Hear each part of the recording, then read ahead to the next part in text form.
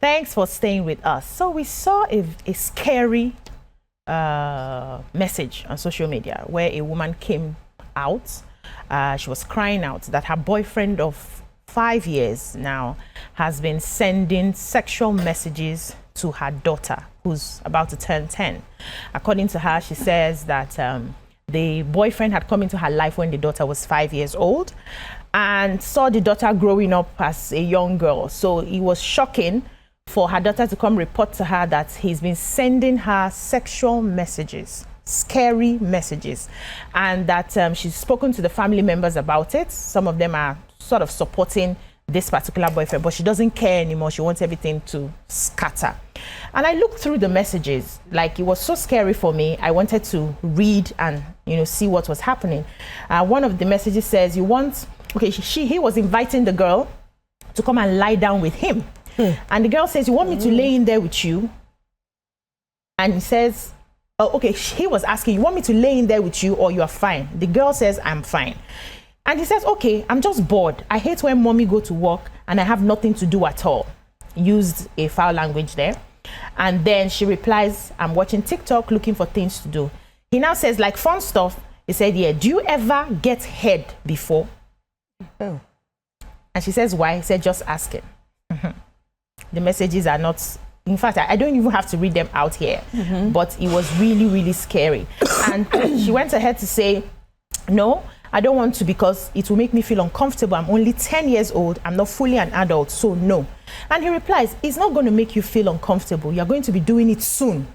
But okay, I'll leave you alone. I'll just let mommy know you're watching nasty stuff. So the conversation has been going on and on and on while he's trying to groom the girl into doing sexual stuff with him, and the girl is resisting and had to go report. In fact, the matter, it tired me, but I want to know the thoughts of the ladies first of all when you saw this story, and also how you think we can begin to preserve our children against some of these predators who are with us, like almost family members, boyfriends, uncles, aunties, and the likes. But let's start with your thoughts on this.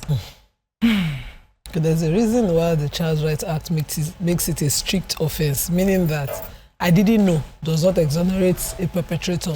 So for instance, if a girl is quickly developed, at 12, some people already have all their body, not be like us who dry those days, but some children develop fast.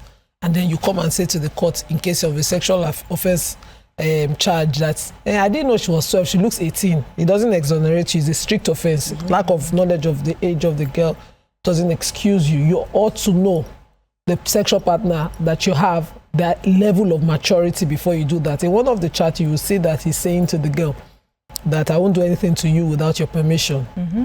Meaning that if a 12-year-old were to consent to sex because of exposure, maybe through phones and all of that, you go climb them. Hi. Fear no go catch you. That kind of thing. And so that area of consent is something that I want to use to warn people. It's the fastest way to end up in jail, and sometimes in life sentences if the girl were to end up dead because of further post cover-up activities like an abortion or even death while trying to have a baby. Once when I was in hospital 8 years ago, there was a 16-year-old girl brought from Anambra to the hospital. She was fully pregnant and she does not have the cervix to push that baby. So it was an emergency case. They rushed her down. Maternal and Child Care Center in Lagos, amazing job they did. They quickly moved her in for CS because, with the consent. And it was found that it was a relative's abuse. Because I saw her mom, the family were very, very kind of quiet around her. So when they left her, we were on bed rest. We covered up the girl, asking her, why are you in this state? You're such a child and everything. And she said it was, that they're saying she seduced an in-law. And so, some of these funny things that happen, thank God we have laws that has not taken, when I'm talking about position and advantage of one person in a sexual offense, people don't get it.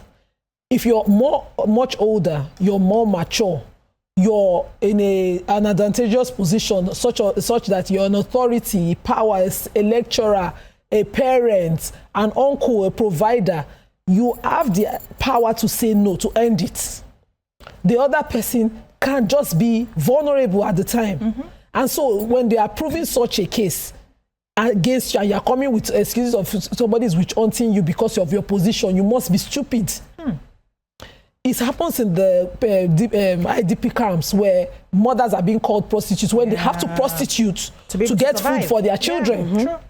When somebody in authority should be giving them their rights in the food that they have brought to the camp is saying to them, I will give you, come back in 2 days, come back in 3 days, 2 weeks, you know what to do.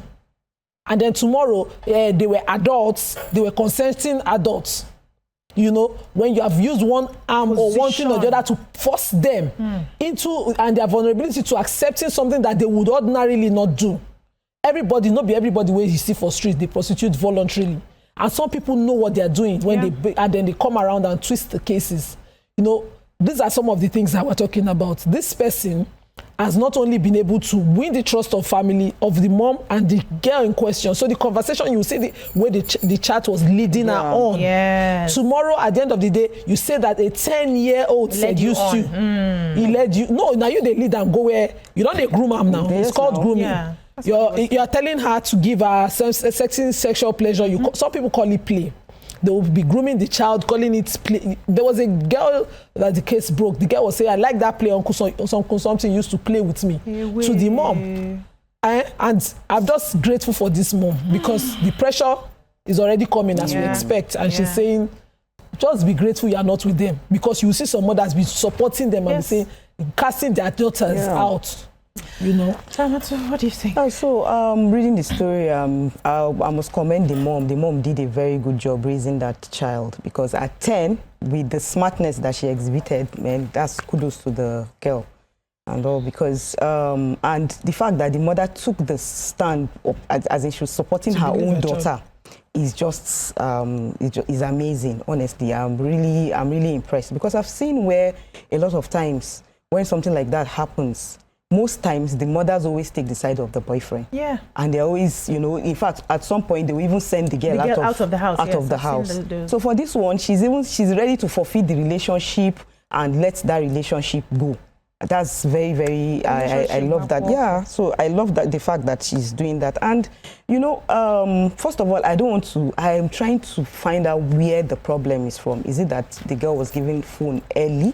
But even if the girl wasn't given a phone, I think he will have gone to talk to her physically, verbally, and then there will not be any evidence. I'm sure she will tell her mom, and the mom will not even agree.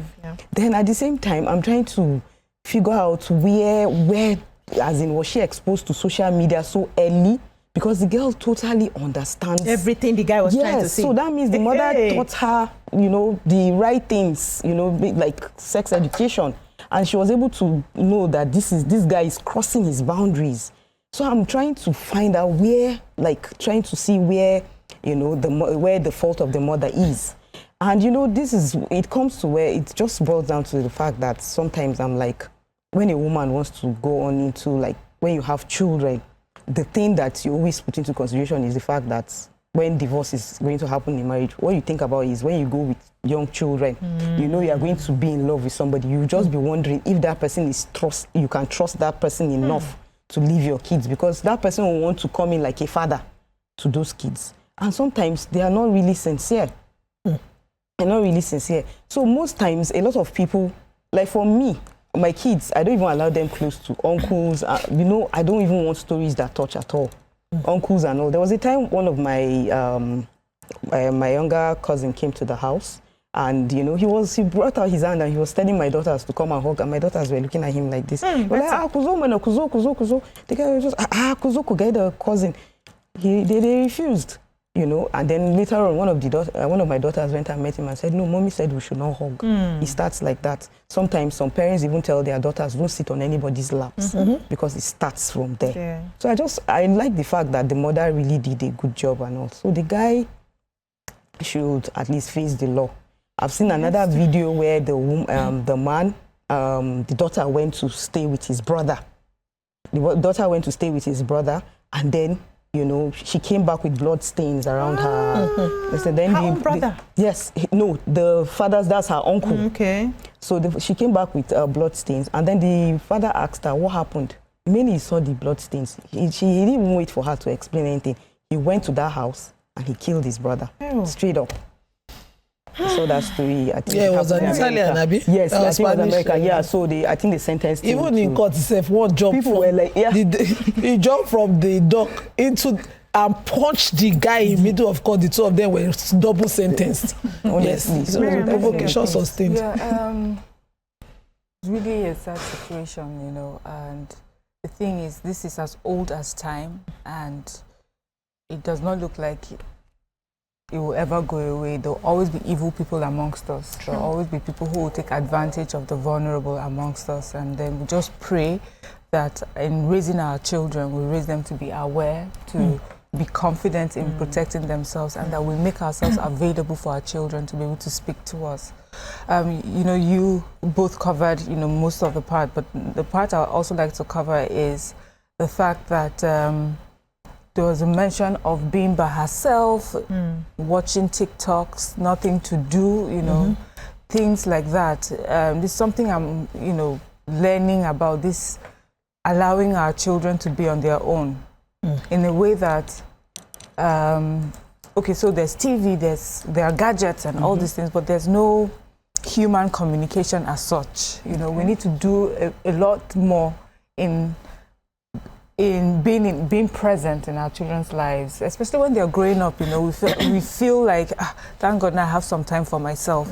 But there are many pre-teens to teenagers. One of the things that when you sit to talk to them is that they don't feel that they're getting enough time with their parents. You know, I know that life is hard and life is tough. We're running out, we're trying to make ends meet, we're trying to do things, but we need to create time for our children, the time where they know that they can speak to us about anything.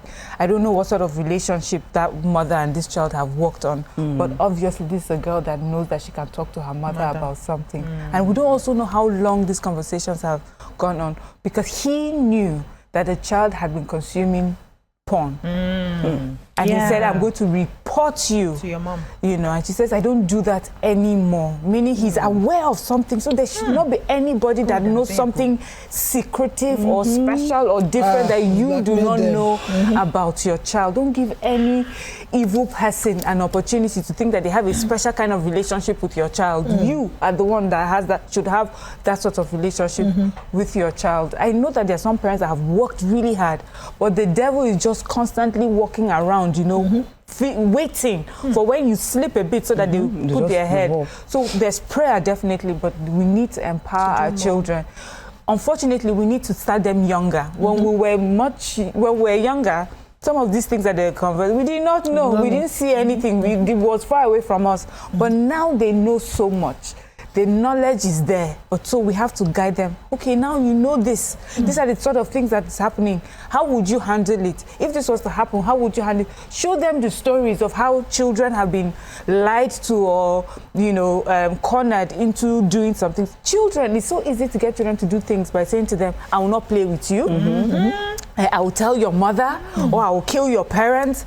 Sometimes these children think that they are protecting their family because they are, you know, and find themselves in situations like that. So the important message here is be your child's the number one person.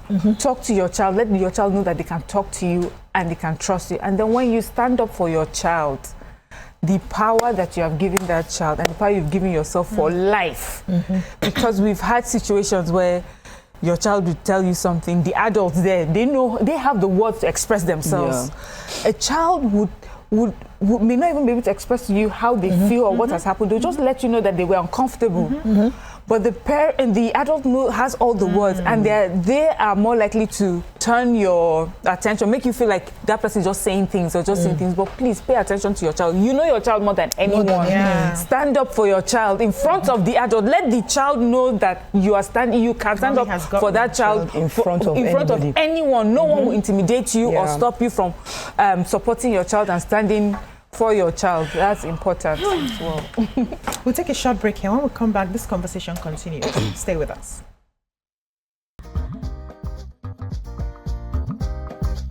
Stay tuned. Your View will be right back. Welcome back. We're still having this conversation of a man who's trying to sexually molest a minor and, you know, trying to groom and lead her on till the mother had to stand up for the daughter. I've heard all of you, and I like your different perspectives on the matter. And like Miriam rightly said, this has been happening for as long as anybody can remember. I've seen situations whereby the mother would finally drive the child out of the house. You are the one that wants to come and collect my new boyfriend. I've even seen a case where it's the father that is doing the molesting and sexually abusing, and the mother will side with the father and drive the child out of the house, that you are trying to seduce your father and take my husband from me. But I'm happy that this woman was able to see clearly that I'm not going to take this. I don't care about this relationship, and even your family members, everybody can, you know, go and dive. But there's something I also realized, that sometimes some people come to the house and your child runs away from them. And we, in our, this person is my person, my friend, my family member, go and greet this uncle now. Why are you running away from this uncle now? And the child keeps running away from that person. No, I don't want to see this person.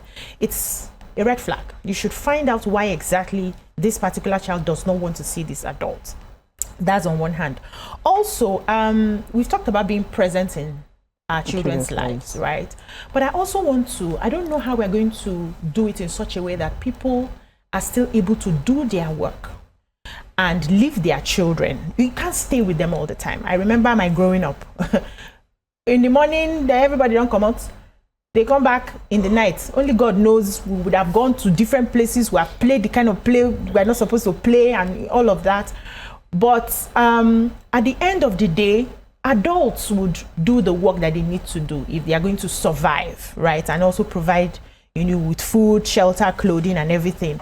But how do we balance it in such a way that even if you are going out there hustling and you're leaving your child alone, that your child is somewhat protected, your child is somewhat aware that if anything happens, there's somebody they can easily call, there's a neighbor they can easily shout. You know, how do we do that so that we don't pause our lives because we are raising children, especially when the economy is not economying?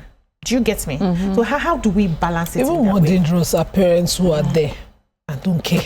That's another one. That one breaks my heart. I see it too often, too many times. I'm a parent who, I don't sleep with my 2 eyes closed. Since the day I had children. I hear a noise, I attend to that noise. I hear silence, I attend to the silence. If we reach, I not hear you again, I go find her. On Saturday, my mother-in-law was surprised. She told me my son said he was going to the poultry because he's interning at the poultry. And this boy has been through a lot. Every he goes to poultry. I don't know why. I've told him, if you break egg there, just know that I will take from your piggy bank. So he went, and I said, I don't think he went to the poultry because I had gave him standing order. You have the permission to go to certain places, but before you leave this compound, Mommy, I'm going. Okay. I can even get angry and say, don't go today. I'm the ultimate power, everything, final power in this house. And he says, okay, ma. And so that day, I just came out, the silence was there. I saw only my mother-in-law sitting. I said, where are you picking? She said, he go poultry. I said, no. I left the door fully open. I was cooking. Something just, and you know, whenever your instincts tell you, that was how I saw him, and the dog had beaten him when he was looking for his cat. My instinct just said, he's not here, he's not, you follow your instinct. So I went, I got to the poultry, not did here. I saw him at his mama's house taking Fanta while he's saying he's fasting. You know? I went to look for him. When I got there, Mama said, I thought you said you are going for the evening. I said, no, just leave me. Let me just be watching this boy, me and you in this compound. You know, you check your child. You must be an attentive parent. Your child is crying. Why is it your neighbor who is attending to your child? If your child is wounded, why is it your neighbor? And you have the patience to say, no, I'm a busy body, I leave the problems for the neighbor. The day that person decides to be like you, there'll be a problem. My compound is big and my kids have toys and bikes. I see the kids who come there to play. I don't want their noise. I don't want to be bothered about other people's children. The only thing I'm leaving them is because I know I've created a safe space for my kids and they are benefiting from it. Yeah. So you as a mom, your child plays in somebody's house 24/7 and you don't know that person. We had to bounce a child off the compound. Sometimes my husband stood against him, my mother-in-law too, because we never saw the child's parents and they played in the compound for over a year. when I was growing up, my mother would say, it's because of my child, though. I don't know what's interesting in your house. That's why we have become friends. I have become friends with a lot of neighbors because my kids will be friends with them. You are supposed to, as a parent, find out the place where your child feels so safe and why they are safe, because they might not just be in safe places. They are being groomed and you don't know it. You don't know it. My late friend I talked about that died last year, one of her child was a sexual addict. And she had to leave them because her husband just abandoned the family and go and hawk food. So she would leave them. Then one was 12, the other one was 14. She was dealing with the 12-year-old was a sex addict at 21. Wow. And how did it happen? Uncle that was always there was playing porn for the kids, and they would be quiet there. They had been groomed not to even tell mommy. Whenever she comes in that night, we're just with uncle, we watch film. She never asked which film. Yeah. So the most dangerous ones are those parents who think it's not my headache, it's my neighbor's headache. It's not my business. The child is. It should be the neighbor. Whose neighbor? Who the sister they born you and your child, you and her together, it can be a danger. You just talked about an uncle. You cannot just be lax. The lax parents are the worst kind of parents. So like in trying to curb this, that's why most times when you discuss with some northern people, they'll tell you that that's the reason why, you know, they marry out their daughters early, at least to avoid this kind of things. And marrying your daughter very early again comes with consequences. It comes with its own consequences. That is why most times in the north you see the homes, they call them bashiga. So strictly for women, you understand? So if they see a man coming in, if a man goes into that bashiga, that means he's looking for something, you know, he's looking for something where he's not supposed to be. He's not supposed to be in that environment at that point in time. So he has brought problem for himself. So that way they are able to reduce that, not that it's not there, it exists definitely, but they have been able to reduce that, you know, sexual molestation at that early stage. But then they now marry early. They marry as early as, you know, 11, 12, 10. Some of them get married that early. They believe that once you do your first period at home, the next one will be done in your husband's house. And that's where most times the women will now, the little girls will now get pregnant, and VVF is very common in that kind of area. And all. So at the end of the day, they will now, you know, those kind of things that happen, at the end of the day, it will now become a big problem in their marital homes as well. I remember there was this my former, like somebody like, he used to drive us a lot, and the girl got married at the age of 12. So every time the girl will go out to go and play, she will go out and go and play 10-10. Yeah, the husband, he married her, she came in as the fourth wife. She will go out to go and play 10-10, and he will call her and say, it's time for you to cook. It's time for you to come and do this. She was already saddled with a lot of responsibility at that age. As a child. She's just a child. At the end of the day, she gave birth, and she had this VVF. And at the end, he now divorced her because she was, you know, the VVF, smelling, she couldn't take care of herself and all of that. So what I'm just trying to say is, at the end of the day, we are trying to run away from something, and then we are now in another thing. Problems. So I don't even know how. No, so we need to talk about the place of education. You know, this is a problem that you have described, but I know that it's a situation that, you know, many people, individuals, government, corporations are handling massively. Yes, I'm sure maybe in like deeper, in more rural areas, maybe this still happens. But I know that the country as a whole, this is something that we are fighting against, the VVF awareness programs. We've seen that many times. So for me, that is a whole different issue. That girl-child marriage is a no-no. There's no justification for it. There's no rationalization. There's no, because we're trying to keep you, protect you from sexual molestation. Then I take you straight into serious sexual abuse. You know, is just wrong. But just for the sake of this conversation we're having here, I feel that it's a different one. We're talking of people that you have entrusted to protect your child, to take care of your child, and they are within your circle, and they have found ways to, you know, betray your trust and destroy a child's life. You ask the question that how do we be parents doing other things while protecting our children? Because we cannot be with them 24/7. The sad thing about modern day parenting, is the way we are raising our children. We have to be their all and all.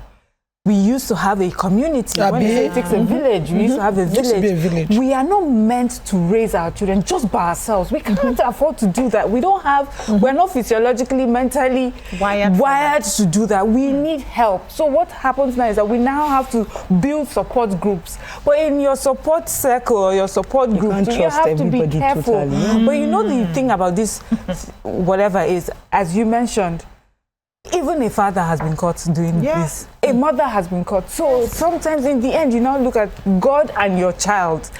Teach anyway. I believe that we're talking to mothers who care, fathers who are not this way. The important thing is, in this day and age, you cannot be everything for everywhere at the same time. That's why you need to give them information. They need to know what is what they can accept and what they cannot accept. And whenever they are uncomfortable, they need to know that they can come to you. I like what you said about parents when we're there, but we're not there. You are available. You have decided, I'm not working because I need to be home more. But you are not there. Even you know that you're not completely there. And that is so wrong. We need to really give these children presence and our attention. This TV, social media, it has taken the world by a storm. The other day, I was walking, I was driving to my estate. Everybody I saw on the road was like this. The person walking on the road that was not listening, the person at the gate that is trying to open the gate, the person on a bicycle. Yes, everybody. And so you find parents to constantly like this, and their children are right there. Sometimes your children will talk to you 5 times before you hear one. We have a caller on the line. All well from Enugu. Is it all well or oil well? All well. All well from Enugu. Are you there? Yes, I'm here. Good morning. Everybody. Yes, actually, I was following the program, and it's actually an interesting program. Sorry.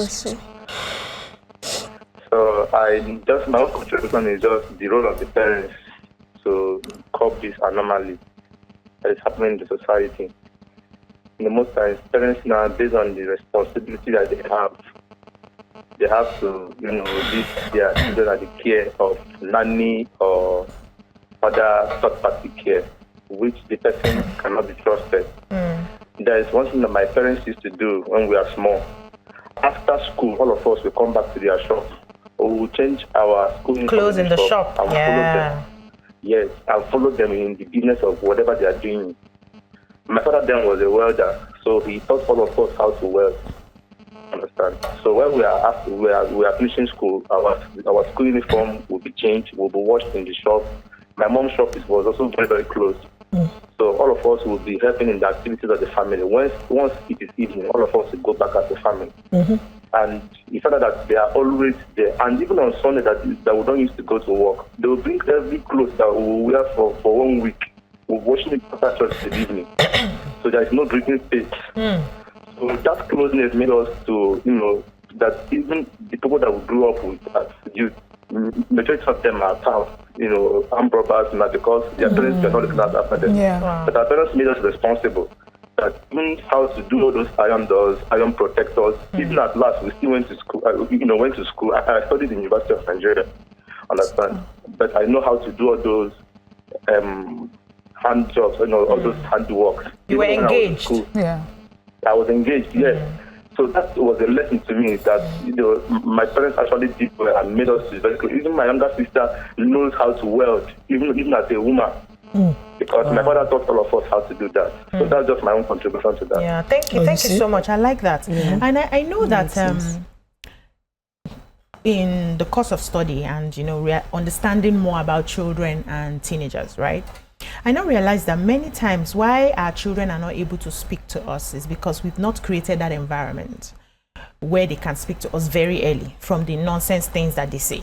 So from age 2, 3, 4, 5, your child comes back from school, they are chatting. They want to say, mommy, this is, you're then, keep quiet, do this one, do that one. And you lose out on that. Now, when the serious things begin to happen, because they are not used to talking to you, they will not talk to you. Now, for those people who even talk to you, you come with a form of judgment. When your child tells you something, your child is looking for an anchor, your child is looking for support, your child may have made a mistake, and then your child is narrating to you, and you come with all the judgment seat, you sit on the judgment throne, and you invalidate that child's feeling, and you judge that child. Tomorrow, when the serious thing happens, that child will not tell you.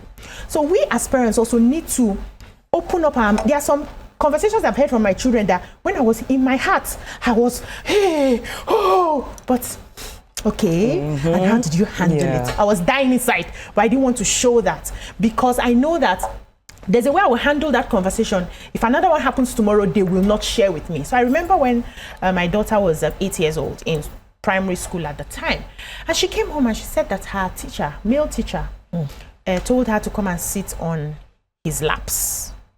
Yes. I think there was after school, and then they were having lessons. I said she should come and sit on his laps. And she looked at him and said, no, I'm not supposed to do that, right? And immediately she came home. That day, it did not pass that day.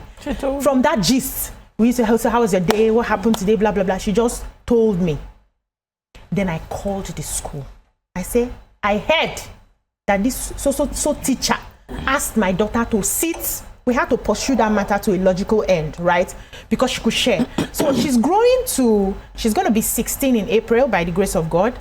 And the sort of thing she tells me, even while my heart is, I'm like, okay, I'll be forming, I'm her babe, because I want to hear more. And then I'll give my own, I'm not judging, I'll just give my own input. Don't you think if it happens like this, don't you think if you say it like this, don't you think if you do it like this and all of that? So I am happy that she's able to call me friend and share some things with me. And it took me back to my own time where I didn't have anybody to share with. My saving grace, why I wasn't abused on several counts, was the fact that my father had put the fear of God in many people. So they know him as a tyrant. They know that because I have a sharp mouth, they had a feeling that I would report to him. That was the fear that preserved me. If not, there were different instances where family members, uncles, cousins would have abused me. But because I just mentioned, I would tell my daddy. They didn't know whether I would tell or not. Just that fear of daddy saved me. So and I know you guys, you have answered at some of these, saying that you have to stand up and fight for your child. But how do you encourage your children to share with you? Because we have established it here, you cannot be with them all the time. Business has to go on, work has to go on. How do we encourage them to share everything with you? I think, by being involved in everything, almost everything that they do. Okay. Like, for example, when my kids were growing up, I watch the cartoons they watch. I sit down and I ask them, why do you like... Let me take Chinaza, then I'll come to you. Chinaza is calling from Anambra. Good morning, Chinaza. Hello, good morning. Good morning. Like that. It's my first time calling. Welcome to the show. Thank you very much. I have a story to share. Okay. On this topic, actually. For some days now, I've been thinking on this, and thank God you brought it up. I happen to be a victim of this, and thankfully now, my mom doesn't know up till now. Wow. And I won't blame her. By the grace of God, I have 3 kids already, all boys. But then what happened is this: she would always leave us in the hands of her friends. There's this they are relatives actually from my side. And when she's going to school, she was actually she went to school in her adult stage. And the boys in this family, they would take me aside, and oh my God, I can't explain all that. But then up till now, she didn't know because she was not close to me. She was close to us, even till now. Wow. I wasn't opportune to share all this with her. But then I brought this, it came up with me. My children now, I have made a responsibility that whenever they come back to school, the first thing we talk about is how school went. And each time I give them home and goes out, immediately I come back, I make sure we talk about how the kids went. So they can get to know your children. Sorry? Go ahead. Okay, they're all boys, but then It's the they same. are also continue. Yeah, boys too. Boys still get Boys abused. too. It's the same. The boys too was So sorry about the story that you shared. I'm happy that Yeah, you someone's you- sharing a similar story here. It says, I was abused by at age 9 by my sister's husband for 3 years. Yes. When I told my husband, my sister, she hated me. Till now, she still hates me, and told everyone I seduced her husband. I still feel hot, and I am 33 now. How does a 9-year-old report an abuse Seduce and you somebody. say she seduced somebody? See, even in investigation, there's a way a 9-year-old tells the story that the court will not rely on it, and there's a way he tells the story that the court will say she's vulnerable, she should be protected immediately. A 9-year-old has to be groomed to tell a lie straight about an abuse. Like if I was a 9-year-old, Dramato has to tell me, say it like this, say it like this. Yeah. For me, but once I'm saying it as a child, you would know. You know, Yeah, because you know that language there's They is don't lines. have the vocabulary to Very express to it. express it. And when, even the facial. when they're able to repeat their story the way it's happened to different people the same way, You should know it's you true. should know. Yeah. Recently, I told I had to say to an adult against my son that I hear you with your very well articulated and calm voice, but I don't trust you, and I would not take your account against my child. Until date, for my child to be confident in me, Insisting. I have cut off any relationship with that the adult. person. Yeah, that's true. Because he cannot just wake up out of the blue. Not that yesterday, not the day before yesterday, and pick you out of the entire 1,000 people in his life. You know how many people live in my house, come into my house, and go out of my house. True. So you have to have done something. And you see, she's 33, she can't get over it. Yeah, Two traumas in one. Trauma is An bad. adult abused her for 3 years. Yeah. She did not find the courage to say it. The day she says it, you blacklisted her, hated her, till she can't heal from it. So you are betrayed her as a sister. Yeah, so true. How about even if you think she made it up? You like give her the impression you're looking into it, and you give her the protection that she requires. No, I So would like to talk to people who have found themselves in situations where, this. like this, like the people that say you seduced my husband or you seduced my wife or you are the cause. Now Like, breast he gets for 9 years. no, I want to know the thinking. I would really like to sit down with someone who took the side of the perpetrator, the adult the perpetrator child. than the child. I want to know what they're thinking. What do they think will come out of that kind of decision? Is it that I don't know. They're just- let me tell you what's what are happening. you doing? They are in denial of the truth. For how long?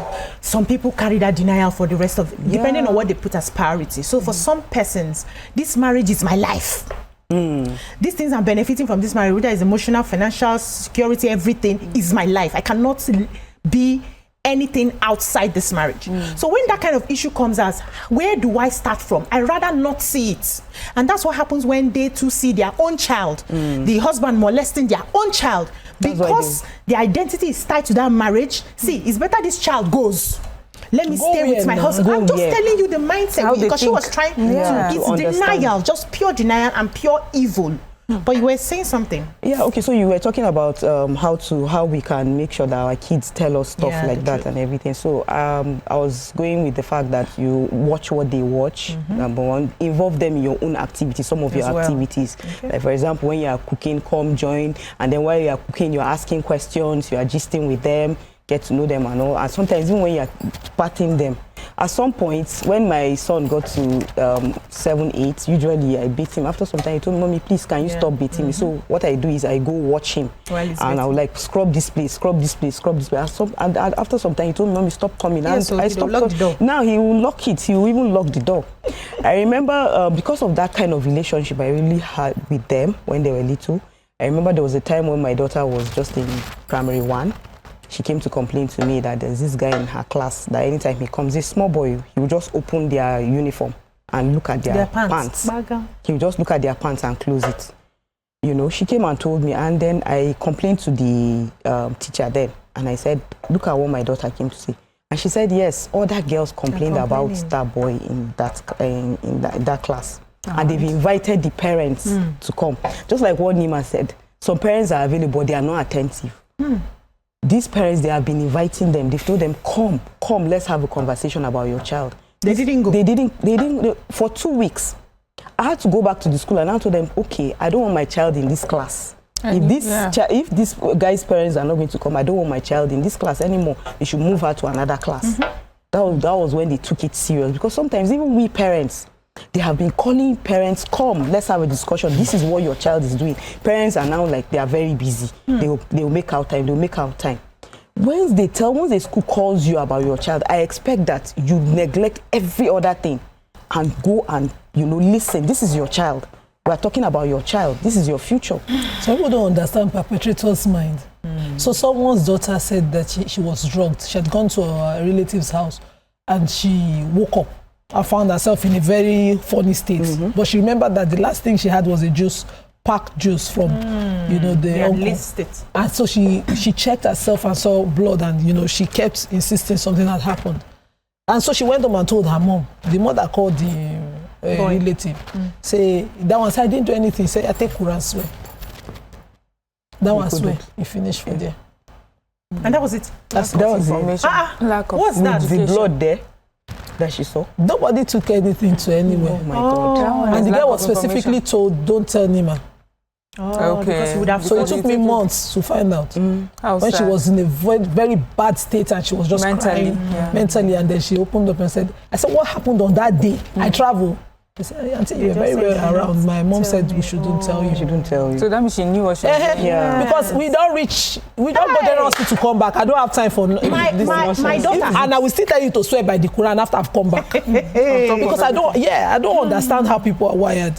You see this, we term the people who pay attention to things, we term them busybodies. Yes. We know what we ought to do, and the people who will bother to do it, we give them labels, so we sort of to discourage them to do things further.